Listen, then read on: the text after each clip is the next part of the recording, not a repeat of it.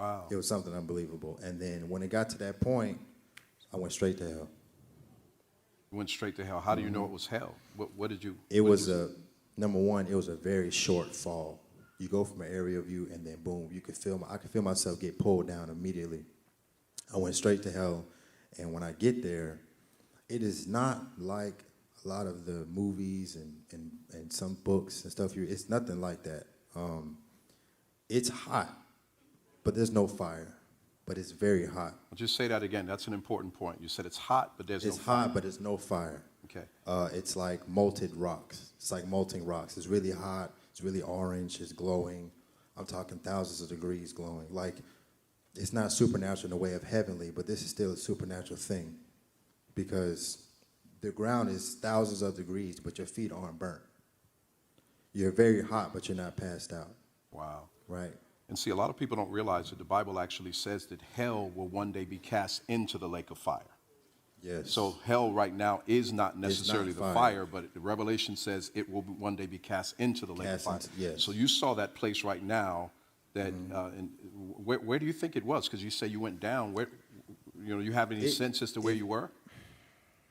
If I had to take an educated guess, I would say more like the center of the earth is what it felt like. It felt like the center because it's glowing, molten rocks all around you. It's like people are standing on shells of rock. It's very hot. It's glowing. You're very thirsty. You can't breathe. You're extremely hungry. There's extreme torment. I mean, the odor is terrible. I mean, everything about hell you can imagine is everything bad you can imagine life is what hell is. You can't breathe. You can't talk. You're in torment. You're screaming. It's very hot. It's not fire, but it's very hot. You can't seem to grasp the concept of real life because it's all of your worst. Just for a second, take your worst thoughts and your worst experiences and stretch that for eternity. Never goes I mean, away. take the deepest hurts and the deepest things, the worst mistakes, all of those things, and the devil puts it to where like you are thinking about that stuff so much, you are losing your mind for the rest of your life, for eternity, forever. We're not talking about 10 minutes. We're not talking about having a bad day or a bad week or a bad shift at work. We're talking about for as long as time could ever last, eternity, you're going through torment, losing your mind. The journey to heaven is way longer than hell. That fall to hell was short. You're there, right? And the journey to heaven is the same way, but you can feel it is a lot longer. I mean, it's far. Which goes to the point of like, it doesn't take much, you fall straight into hell. You really got to walk this thing out and take this serious to get to heaven because it's a long, skinny road. Wow, man. So you're in heaven now. Mm-hmm. Are you outside of some gates? Are you in a place? Tell us the first thing you remember about being in heaven. The first thing I remember is amazement from the simple fact that when you're in that much torment, being in hell like that, because it's more torment than I could really honestly put in words. As soon as I get to heaven, I have the most comfortable feeling you can ever imagine. Just that quick. And when I first get there, I can't explain to you how satisfying that is. When you're standing in the presence of God, think of the best thing you can do, the best thing you can accomplish right now in your life, your biggest dreams, your biggest goals, means nothing compared to just standing in the presence of God. Just standing there. So when you say, we're going to clap, go ahead and do it well. I don't want to interrupt that. So when you say standing in the presence of God, do you mean just being in the place of heaven where he is, or did you actually find yourself by his throne?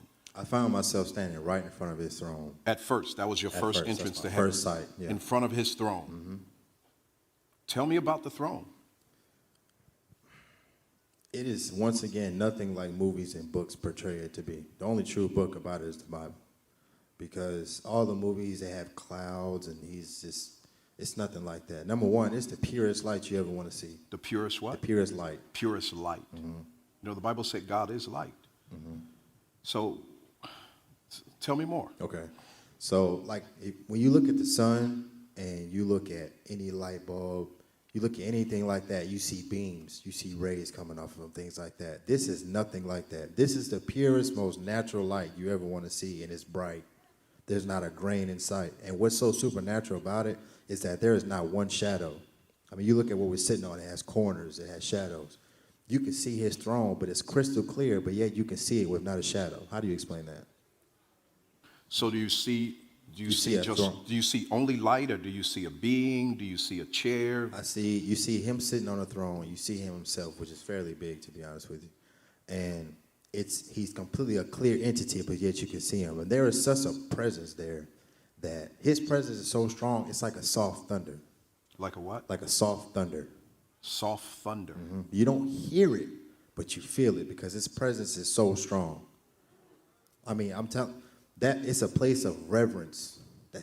You literally just want to serve him. That's all you want to do. You are waiting for his every command. What can I do for you? That's all your life is about at that point.